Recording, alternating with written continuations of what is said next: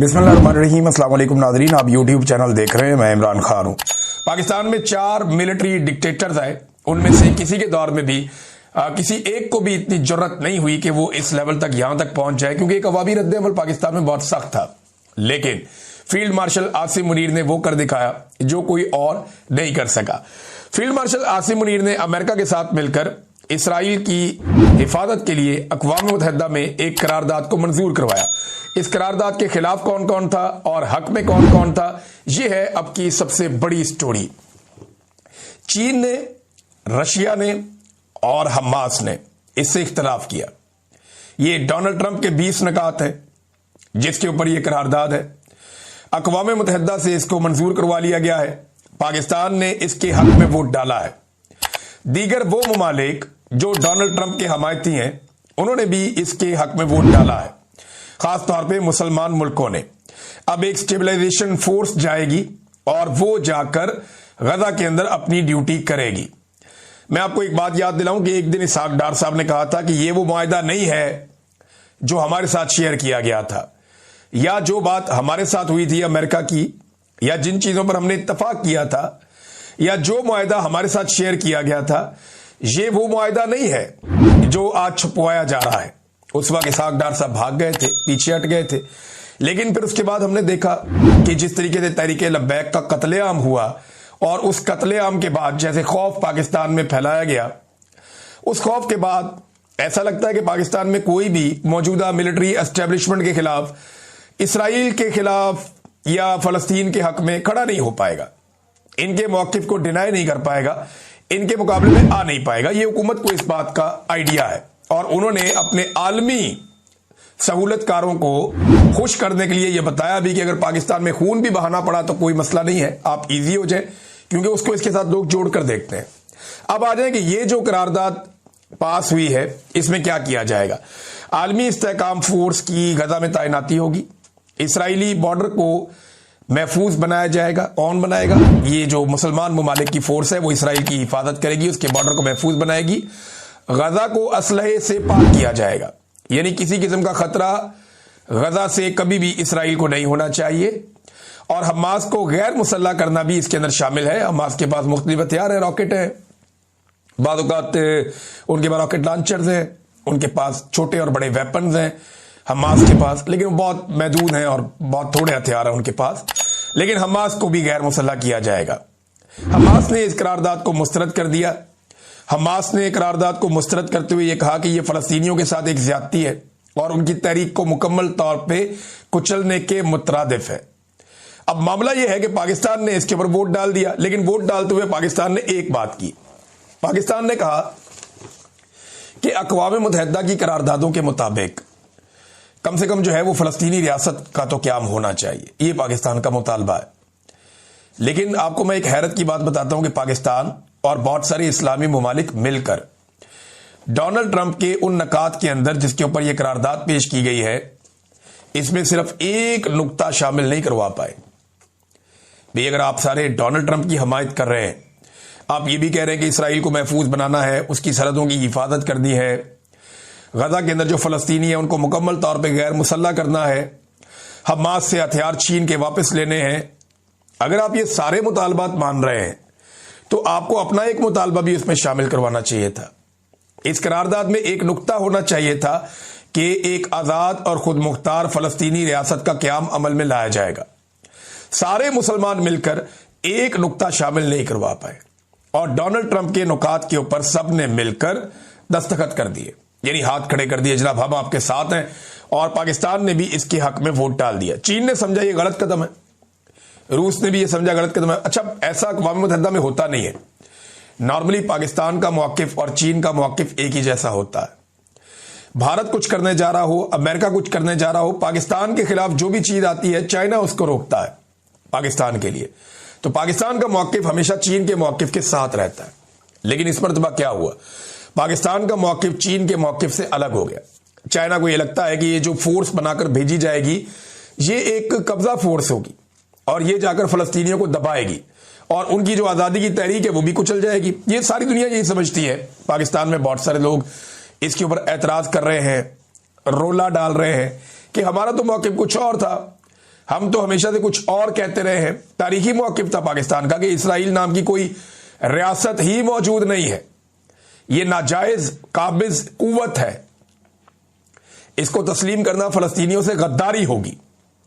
पाकिस्तान के पासपोर्ट पर दर्ज है कि यह इसराइल के सिवा तमाम ममालिक के लिए करामत है। आज इसराइल और पाकिस्तान चंद चीजों पे एक साथ है, इकट्ठे हैं।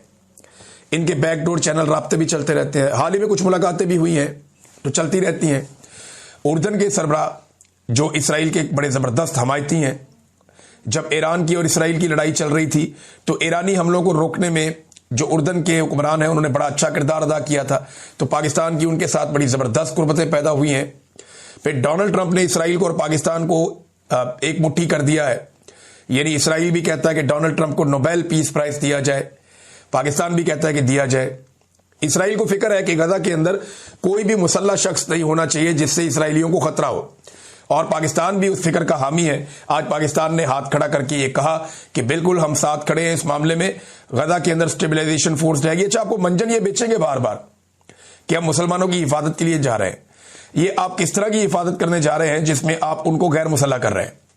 देखिए, ये एक फैसला हुकूमत का ही था, हुकूमत ने ही करना था और हुकूमत ने कर दिया है। हुकूमत अगर कल को ये कहेगी कि हुकूमत इसराइल को तस्लीम करती है तो वो ये भी कर सकती है। आईने पाकिस्तान ने उनको ये इख्तियार दिया। हाँ, ये बात दुरुस्त है कि हुकूमत जाली है, ये बात दुरुस्त है कि वो जबरदस्ती आकर बैठे हैं, ये बात दुरुस्त है कि उन्होंने एक इस्तिस्ना भी ले लिया है। तो ये वो काम है जो करने के बाद किसी भी फील्ड मार्शल को इस्तिस्ना चाहिए होगा, बगैर इस्तिस्ना के वो कर नहीं सकेगा। देखिए, उलमा इकराम क्या कह रहे हैं, अब 6 बड़े आलमे दीन हो गए हैं। गामदी साहब ने भी कहा, मौलाना तारिक मसूद साहब ने भी कहा, तकी उस्मानी साहब ने भी कहा, ताहिर अशरफी साहब दौड़ गए। इस दफा उन्होंने बिल्कुल किसी किस्म की कोई हमायत नहीं की फील्ड मार्शल की। जवार बहादुर साहब हैं, उन्होंने भी कहा कि इस्तिस्ना से और ये इससे कोई ये शरीय मामला नहीं है, इस्लामी शरीयत के साथ कोई ताल्लुक नहीं है। तो एक गैर इस्लामी और गैर शरई किस्म का इस्तिस्ना आसिम मुनीर साहब ने हासिल किया। वो इस किस्म के इक़दामात फिर उन्हें करने में दिक्कत होती अगर उनके पास इस्तिस्ना ना होता। तो आज कायदे-ए-आज़म के मौक़िफ़ को इन्होंने रद्दी की टोकरी में फेंक दिया। आज इन्होंने कहा कि कायदे-ए-आज़म जो कहते थे वो कहते थे। कायदे-ए-आज़म के इक़दामात, कायदे-ए-आज़म के फैसले, कायदे-ए-आज़म की बातें आज रद्दी की टोकरी में फेंक दिए। और अब बहुत सारे टाउट्स उठेंगे, बहुत सारे बेशर्म लोग उठेंगे। वो फील्ड मार्शल आसिम मुनीर से नहीं पूछेंगे कि आपने ये क्या किया, वो शहबाज शरीफ से नहीं पूछेंगे कि आपने ये क्या किया, बल्कि वो पूछेंगे गुज़िश्ता कई दिनों से कैद तन्हाई में जेल में पड़े हुए इमरान खान से कि आपने इसमें क्या किया। और भाई, इमरान खान ने तो इसराइल को तस्लीम नहीं किया, इमरान खान ने तो ये वोट नहीं डाला, इमरान खान ने तो स्टेबलाइजेशन फोर्स नहीं बनाई। इमरान खान तो हमेशा ये कहता रहा कि जो करारदादें हैं अक़वाम मुत्तहिदा की, उनके मुताबिक 1967 की पोजीशन पे आप चले जाएं, फलस्तीन को एक आज़ाद मुमलिकत बनाया जाए, एक आज़ाद रियासत हो जिसका दारुल हुकूमत अल-कुद्स हो। तो जब तक आप फलस्तीनियों को उनका हक नहीं दे देते तब तक ये कैसे मुमकिन है, यानी ये कैसे मुमकिन है कि फलस्तीनियों को उनका हक दिए बगैर आप इसराइल के तहफ़्फ़ुज़ के लिए चले जाएं और आप चूना बेचें पाकिस्तानियों को, ये कि जनाब हम आपको चूरन बेच रहे हैं, चूरन आप चाट लें कि हम तो मुसलमानों की हिफाजत के लिए जा रहे हैं। और ऊपर से इनके कुछ ऐसे बेशरम लोग हैं, वो ये कहते हैं कि हम तो जा रहे हैं बैतुल मक़दस की हिफाजत के लिए, हम तो जा रहे हैं मस्जिद अक्सा की हिफाजत के लिए। और भैया, आपको तो उधर किसी ने पर नहीं मारने देना, आपको तो उधर उन्होंने जाने नहीं देना। आपकी ड्यूटी सिर्फ गजा में है और गजा वहां से बहुत दूर है, 100 मील का फासला है। अच्छा, इन्होंने जो चीजें तस्लीम कर ली उनमें यह भी है कि जो बीच में बफर जोन है वो भी कायम रहेगा, यानी जो इसराइल है उसके और जो फलस्तीन है या जो गजा का इलाका है उसके बीच में इसराइल ने एक बफर जोन बनाया जो गैर कानूनी है। तो ये उसको भी तस्लीम कर लिया गया है। अंदाजा करें आप, और इसराइली तमाम जितने भी इसराइली नुकात हैं या उनके फायदे वाली चीजें हैं उस पर पाकिस्तान ने आज वोट डाला है। कमाल नहीं हो गया? ऐसा तारीख में कभी नहीं हुआ, लेकिन ये आसिम मुनीर साहब ने करके दिखाया। नादरीन, अलीमा खानम साहबा गई मुलाकात करने के लिए इमरान खान साहब से, उनकी दीगर बहनें भी वहां पे मौजूद थी। अभी यहां पे बरतानिया में जो एक्स का प्लेटफॉर्म है वो भी बंद है, खबरें आने का सिलसिला भी जरा स्लो है, लेकिन अब तक की इत्तला के मुताबिक उन्हें मुलाकात नहीं करने दी गई। बहुत अफसोसनाक है। वो अपने भाई से मुलाकात करने के लिए गई, वहां पे जाके धरना देकर बैठ गए। इमरान खान साहब को कैद तन्हाई में रखा हुआ है, मुलाकातें नहीं करने दी जा रही। देखिए, मामला वही है जो मैंने आपसे अर्ज किए थे। नंबर 1 कि इस्तिस्ना वाला मामला या ये जो एक्सटेंशन वाला मामला। तो फील्ड मार्शल की एक्सटेंशन के मामले में इमरान खान साहब कोई बीच में कबाब में हड्डी ना बन जाए, लिहाजा उन्हें इस वक्त कैद तन्हाई में रखा गया। नंबर 2 मामला इसके अंदर जो है वो ये इसराइल वाला मामला भी है, फलस्तीन वाला मामला भी है। तो जब तक ये मामला नहीं हो जाते इमरान खान साहब को कैद तन्हाई में रख दिया गया है। लेकिन जैसे ही इमरान खान साहब के बाद ये लोग पहुंचेंगे उनका स्टेटमेंट तो आएगा और वो खुलकर सारा कुछ बताएंगे कि किसने क्या किया। और इमरान खान को जल्दी नहीं है जेल से निकलने की। देखिए ये जो तहरीक तहफ़्फ़ुज़ आईन पाकिस्तान है, अब ये लोग स्टेटमेंट दे रहे थे, उन्होंने कहा जी जो इस्तिस्ना आदम अलैहिस्सलाम को हजरत ईसा अलैहिस्सलाम तक किसी को नहीं मिला वो इन्होंने ले लिया है। अवाम पर फर्ज है कि वो अपने इमरानी मुआहदे को बचाने के लिए मैदान में आए। ये लोग निकल के इन्होंने एहतजाज भी किया। तहरीक तहफ़्फ़ुज़ आईन पाकिस्तान ने, पाकिस्तान तहरीक इंसाफ के लोग उसमें अक्सरियत में थे। ये सुप्रीम कोर्ट तक गए, पार्लियामेंट हाउस से बहुत थोड़ा सा ही फासला है। तो वहां इन्होंने एहतजाज किया, एक वॉक की, एक रैली निकाली और लोगों की बहुत बड़ी तादाद तो नहीं थी क्योंकि चारों तरफ से रेड जोन को कंट्रोल कर दिया जाता है। तो ये पार्लियामेंटेरियन से या उनके साथ कोई इक्का दुक्का लोग होते हैं वो सारे थे। लेकिन ये है कि एक अच्छा उन्होंने एहतजाज किया और एहतजाज का एक आगाज किया। वकला भी मुख्तलिफ जगह पे एहतजाज कर रहे हैं, लेकिन वो वकला जिन्हें इलेक्शन जीतने के बाद या तो जिन्होंने एस्टेब्लिशमेंट को ज्वाइन कर लिया या वो वकला जिन्होंने आसमा जहांगीर ग्रुप के नाम के ऊपर इलेक्शन में वोट लिया और आज वो एहसन भून वगैरह के कंट्रोल में है या आजम नजीर तारर साहब के कंट्रोल में है, वो सारे के सारे इससे अपने आप को बाहर रख रहे हैं। और उनका ये कहना है कि जनाब हमारा कोई ताल्लुक नहीं है, जज इस्तीफे देते हैं तो दें, घर जाते हैं तो जाएं, मजीद जजेज आ जाएंगे, ये जजों की लड़ाई हमने नहीं लड़नी, ये जाने इनका काम जाने। हालांकि ये वो सारे वकला है, जब इन्होंने वकला तहरीक चली थी तो ये सारे उसका हिस्सा थे, उसके अंदर शामिल थे और ये सारे मिलकर यही काम कर रहे थे। और वो जजों की लड़ाई थी कि अदलिया को कंट्रोल कर लिया गया था। आज भी अदलिया को कंट्रोल कर लिया गया है, लेकिन जो नौजवान वकला है वो बड़े पैमाने पर सारे के सारे आज खड़े हैं खिलाफ इस 26वीं और 27वीं आईनी तरमीम के। लेकिन एक और बात है ना, इस मरतबा एस्टेब्लिशमेंट की मदद शामिल हाल नहीं है। एस्टेब्लिशमेंट पूरी ताकत से मौजूदा निजाम और 27वीं और 26वीं आईनी तरमीम के साथ खड़ी है। नंबर 2, इस मरतबा कोई बहुत बड़ी बड़ी फंडिंग भी नहीं है, कोई बाहर से भी फंड नहीं आ रहे। पाकिस्तान तहरीक इंसाफ के अपने फंड्स का मसला है, वो इन्हें कैसे बड़े पैमाने पे फंडिंग कर सकते हैं। तो वकला को उस तरह फंडिंग नहीं मिलेगी जैसे पिछली वकला तहरीक में फंडिंग मिली थी, उसमें बहुत फंडिंग आ गई थी। पीपल्स पार्टी ने, PMLN ने, पाकिस्तान के बाहर से अंदर से बहुत फंड्स मिल गए थे, उसको बहुत सहूलतकारी मिली थी।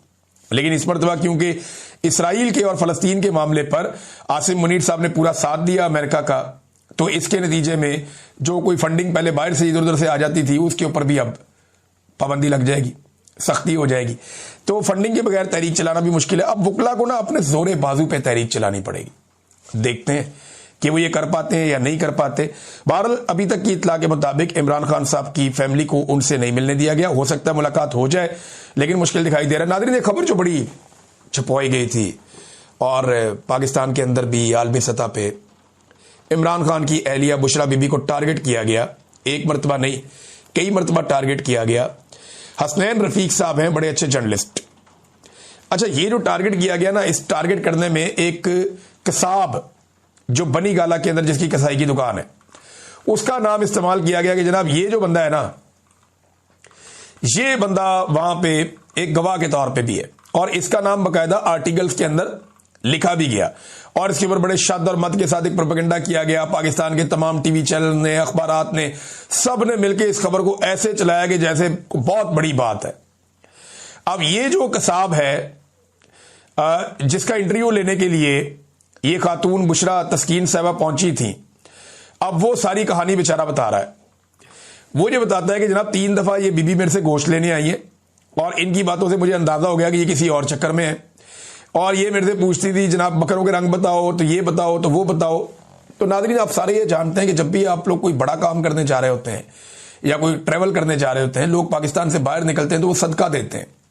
तो सदके के अंदर वो मुर्गी या बकरा ज़िबा करते हैं और उसका गोश्त गरीबों में बांट देते हैं। ये एक नॉर्मल प्रैक्टिस है पाकिस्तान में, नहीं दुनिया भर में है। मुसलमान सदका करते रहते हैं, तो इसी तरह से सब लोग सदका करते हैं। मैंने अपनी आंखों से देखा, नवाज शरीफ साहब के सदके दे रहे थे लोग। मैंने देखा जरदारी साहब के बारे में बाकायदा खबरें छपी है। तो ये तो एक इस्लामिक तरीकाकार है कि सदका करना। अब इसमें जो है वो उसको उन्होंने घेरा कसाई को, तो कसाई ने बताया जनाब मैंने नमक खाया हुआ है, मैं कैसे नमक हरामी करूं, मैं इमरान खान साहब के घर 15 साल से जा रहा हूं, 15 साल से मैं वहां पे गोश्त सप्लाई कर रहा हूं इमरान खान साहब के घर में जो पकाकर खाया जाता है। और वो ये कहते हैं जनाब मैं जानवर ज़िबा करता था। अच्छा, वो ये भी बता रहे हैं कि बीबी मुझे बार बार कहती थी कि सिरियों का बताओ, पायों का बताओ, सिरियों का बताओ किस रंग की। उन्होंने कहा जी मैं तो सिरियों और सारा सामान साथ लेके वापस आता था, जो गरीब लोग होते हैं उनको हम दे देते थे। तो उस आदमी ने पूरा का पूरा पोल खोल दिया और इसमें जो सबसे अहम रोल प्ले किया वो रोल प्ले किया हसनैन रफीक साहब ने। अच्छा, वो अब बातें जरा सुन लें आप। ये आगा शेख सरवर साहब ने इसकी एक तहरीर लिखी है, मैं आपको पढ़ के सुनाता हूं कि बुशरा तस्कीन मुझे झूठ पर आमादा करती रही, शोहरत की हिरस दिलाती रही, वो मुझसे बेरब्त और बेमहल सवालात करती रही कि बकरा किस रंग का था, स्याह रंग का था। वो सिरियां रख लेती थी और ताकीद करती थी कि तुम्हें कोई गजंद ना पहुंचेगा, मगर मैंने खान साहब के आस्ताने का नमक खाया था, मैं झूठ नहीं बोल सकता था। मैंने उसके रूबरू ये कहा कि जिन बातों को तुम घड़ रही हो वो सरासर बेबुनियाद और लग़व है, झूठी है। ऐसी कोई वारदात इमरान खान साहब के साथ पेश नहीं आई, ना उन्होंने कभी ऐसी महमल बात कही और ना ही उनकी एहलिया ने मुझ पर कोई ऐसा हुक्म दायर किया। मैं हर बार सारा गोश्त अपने हमरा ले जाता और मुस्तहकीन में अपने हाथों से तकसीम करता था। सिरिपाए भी मैं खुद साथ रखता था। बनीगाला के एक खादम ने बुशरा तस्कीन को मेरे पास भेजा। वो आई और मुझ पर दबाव डालती रही कि मैं उसकी मन घड़त रवायात की तस्दीक कर दूं। जब मैंने इन तमाम इल्जामात को बेहकीकत और बेमाया करार दिया तो इसके बावजूद उसने इन बातों को कलम बंद करके छाप दिया। यहां तक कि एक नामियाती जरीदे में वो तहरीर शाया की गई जिसमें कसाब राणा अजीम से मुतालिक गलत और गुमराह कुन नकात दर्ज किए गए। अल्लाह जी, कसाई भी मुकर गया जी, जिसके ऊपर पूरी स्टोरी बनाई वो बंदा ही मुकर गया। ये इनके हालात है। और आसमा शरादी साहिबा के साथ ये हुआ कि उन्होंने इस स्टोरी को बिला वजह ही ओन कर लिया। यानी इमरान खान साहब के दौर में वे कहती रही कि मैंने तो कोई नाम ही नहीं लिया बुशरा बीबी का, और अभी जब ये स्टोरी बुशरा तस्कीन साहिबा की आई तो उन्होंने स्टोरी को ओन कर लिया। अब वो स्टोरी तबाह हो गई। वो कसाई कह रहा है जी ऐसी बात ही कोई नहीं, कोई काली सिरिया नहीं, तो कोई जादू, कोई टूना नहीं, मैं तो इन चीजों का हिस्सा ही नहीं हूं। तो नादरीन, ये अब सूरत हाल, वो कहता है सदका था, मैं खैरात कर देता था, जो मुस्तहिक लोग होते हैं, गरीब लोग होते हैं, मैं उनके अंदर बांट देता था। तो ये नादरीन हालात है और इस तरीके से ये प्रोपेगेंडा किया गया है। हसनैन रफीक साहब को शाबाश कि उन्होंने इतनी फस्तायत के बावजूद, इतने बदतरीन हालात के बावजूद पाकिस्तान में काम करना आसान नहीं है। मैंने आपको पहले भी कई दफा कहा कि यहां पाकिस्तान से बाहर जहां अब मैं बैठा हूं, यहां बैठ के मैं अगर 2 किताबें भी आसिम मुनीर के खिलाफ लिख दूं ना तो मेरा कोई कुछ नहीं उखाड़ सकता। यहां बैठ के मैं शहबाज शरीफ को, आसिम मुनीर को कुछ भी कहता रहूं, हकायक की बुनियाद के ऊपर कहता रहूं, तो मेरा कोई कुछ नहीं बिगाड़ सकता। मैं जो मर्जी यहां करता रहूं, क्योंकि यहां पे एक आजादी हासिल है। लेकिन पाकिस्तान के अंदर 2 जुमले बोलना, एक खबर देना इंतहाई मुश्किल है। और मैं भुगत के आया हूं 3 साल, 10 मरतबा तो गिरफ्तार हूं। तो मैं आपको बता रहा हूं कि जो पाकिस्तान के अंदर सहाफी मौजूद हैं, उनका हम बाहर बैठे हुए लोगों के साथ कोई मुवाजना नहीं है, कोई मुकाबला नहीं है। आज तारिक मतीन साहब, सिद्दीक जान साहब, हसनैन रफीक साहब, शाकिर रवान साहब, बहुत सारे और हमारे नौजवान हैं, बेशुमार हैं, अतर काजमी साहब, ये लोग बहुत मुश्किल, अलीना शिगड़ी साहिबा, समीना पाशा साहिबा और बहुत सारे, मैं किस किस का आपके सामने नाम लूं, वो रोजाना जितनी फस्तायत का, जुल्म का और धमकियों का सामना करते हैं आप सोच नहीं सकते। हम लोगों में दबाव जरूर है जो पाकिस्तान से बाहर लोग मौजूद हैं, बहुत सारी चीजों का दबाव है। और सबसे ज्यादा तो यह है कि बाहर भी आपको नुकसान पहुंचाया जा सकता है, जैसे अरशद शरीफ को कत्ल किया गया था। लेकिन इसके बावजूद पाकिस्तान में काम करना और बाहर काम करना जमीन आसमान का फर्क है। बाहर बैठ के ये बात कर देना बड़ा आसान होता है कि जनाब पाकिस्तान में फलाना कंप्रोमाइज हो गया, फलाना ये नहीं कर रहा, फलाना ये वाली बात क्यों नहीं कर रहा।